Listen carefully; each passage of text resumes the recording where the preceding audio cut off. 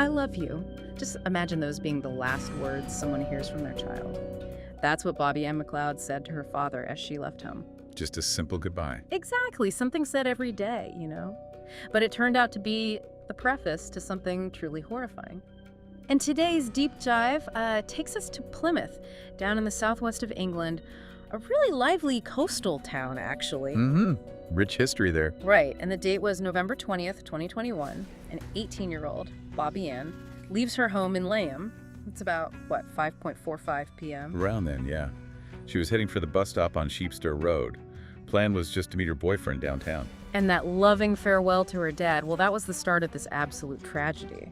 Yeah, because what started as just a normal evening quickly shifted. Her mom, Donna, sent her texts, called her. No response. It's always worrying. It is. And after maybe an hour and a half with just silence, that feeling of unease really started to creep in. It just wasn't like Bobbi-Anne. And then that unease became, outright alarm. Bobbi-Anne's boyfriend called her parents. Oh, no. Yeah. Said she hadn't shown up. He couldn't reach her either. They'd already been trying her friends, desperately trying to find some simple explanation. But nothing. Nothing. The fear just kept mounting, and by about 9 p.m., they felt they had no choice. They had to report her missing. The response was pretty immediate, thankfully. The next day, November 21st, the police launched a search. And it wasn't just police, right? Her family, volunteers from Plymouth. Absolutely.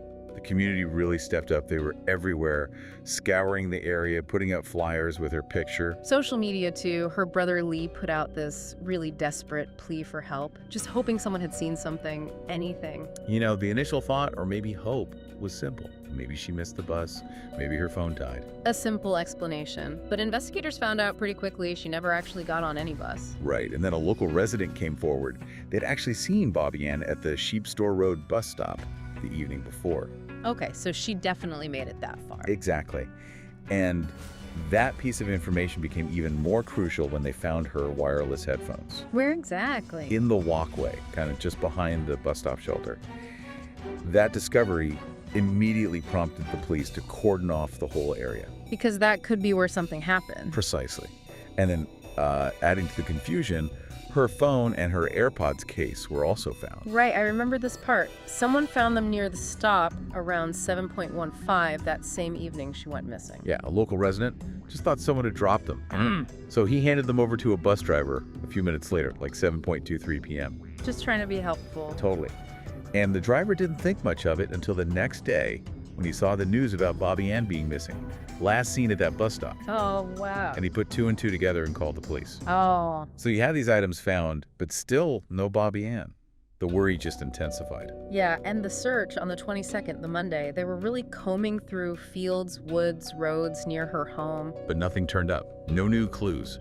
Just more anxiety building. And then November 23rd, that evening, the police had to make that awful announcement. They had found a woman's body. Yes, at Bovison Beach, which is 8 miles or so from that bus stop? Roughly, yeah.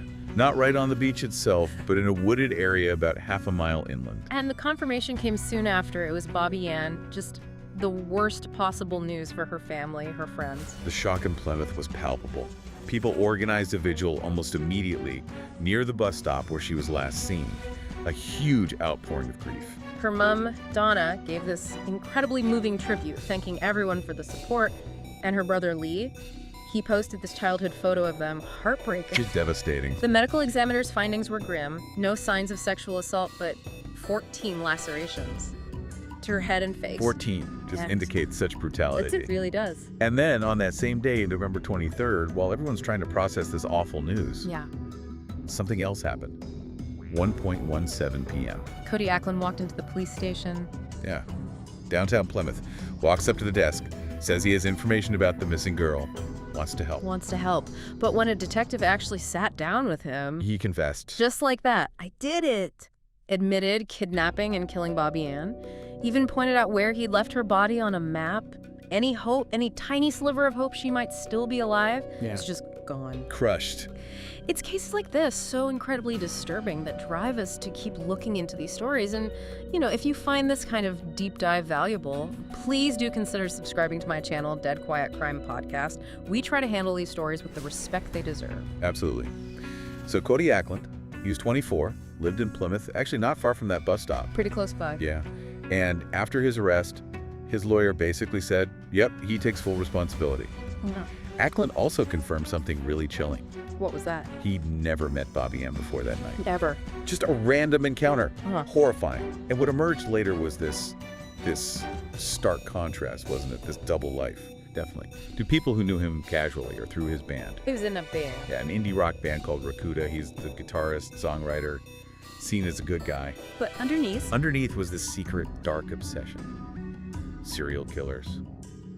Ted Bundy, figures like that. And they found evidence of this. Oh yeah, his phone had over 3,000 disturbing images. Really graphic stuff, like horror film stills, but also real crime scene photos, weapons. Oh my God. And his search history in the days and weeks leading up to the murder. Right.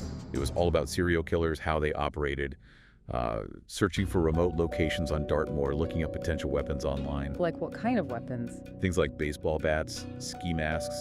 He was browsing online sports shops the very day he attacked Bobbi-Anne. So the police felt she was targeted randomly, that he was just out looking for someone. That seems to be the conclusion, yes. That Bobbi-Anne just had the terrible misfortune of crossing his path when he was, it seems, already intent on carrying out this violent fantasy. If not her, perhaps someone else. It's just sickening. So what did he say happened? How did it unfold? According to his confession, Bobbi-Anne got to the bus stop around 6:15 p.m. He saw her there. Did he say why her specifically? He mentioned she looked a bit like an ex-girlfriend, but he insisted that wasn't the main trigger. He parked his car sort of behind the bus stop, watched her for a moment. And then He got out with a hammer he'd bought earlier, walked up to her, and hit her twice on the head. just like that, at the bus stop. Right there. He said he initially thought he killed her, so he went back to his car. But she wasn't dead. No. He looked back and saw her trying to move, trying to get up. So he went back again. Oh, God. He forced her, semi-conscious, into his car and drove about 20 miles out to Dartmoor National Park, to a place called Belvoir Forest Parking Lot. Arrived around 7:45 p.m. And even then, out in that remote spot, she was still alive, still conscious. did she say anything? She said, "I am scared." Of course she was. His response was, "Unbelievable." He said, "So am I. I've never done this before." And then, instead of getting help, instead of stopping, he attacked her again with the hammer. Oh, no. 12 more times. And afterwards, he had this chilling thought, like, wow, I mean, hats off to you, about how resilient she'd been through it all, just completely detached. That's beyond disturbing. Pure evil. After that second brutal attack, he started covering his tracks. He burned her purse right there. Destroying evidence. Yep. Put her body in the boot of his car, drove to Bobbi-Anne, took off his own shoes, clothes, jewelry, and hid her body in that wooded area. He got home around 10 p.m. And the next day. The cover-up continued.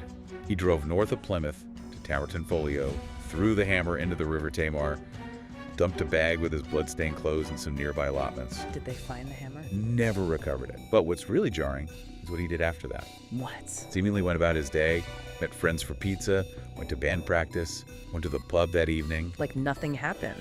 Worse, people who saw him actually said he seemed to be in a really good mood, unusually happy. While Bobbi-Anne's family was frantic while the search was on, he was socializing. Exactly.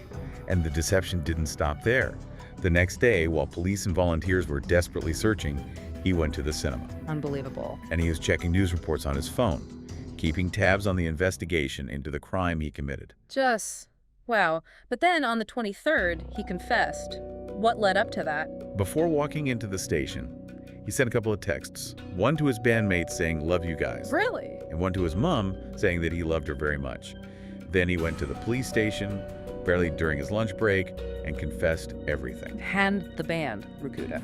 They immediately issued a statement, said they were disbanding effective immediately out of respect for Bobbi-Anne and her family. Couldn't continue after that. Understandable. And the evidence, apart from his confession. It was overwhelming. Bobbi-Anne's DNA was all over the inside of his car, and on sneakers they found at his place. There was no doubt. Did he ever give a clear motive why he did it? Detective Mike West, the lead investigator, said Ackland wouldn't really elaborate on why, just that he did it.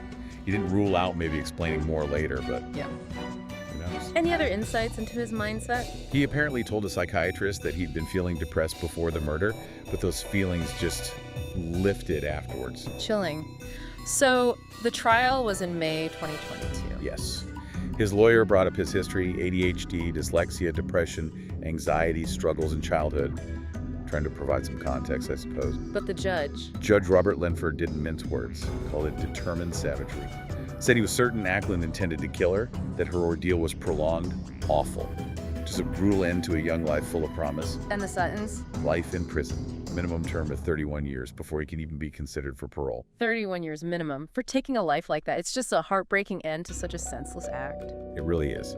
This case, Bobbi-Anne's story, it's just such a stark, devastating reminder of how fragile life can be. The impact on her loved ones, on the Plymouth community. It's profound and lasting. And it forces you, doesn't it, to confront that really unsettling idea that such darkness can be hidden. Someone capable of this was just living amongst everyone, seemingly normal on the surface. That's the truly disturbing part. It leads you to ask that really difficult question. How do we even begin to understand what leads someone to commit such extreme violence? Exactly. How can we better spot the signs or address the factors involved? There are no easy answers, but it's a question we have to keep asking, keep exploring. Thank you for joining us for this very difficult deep dive into the tragic case of Bobbi-Anne McLeod. If you do want to explore more true crime stories and the analysis around them, please be sure to subscribe to my YouTube channel.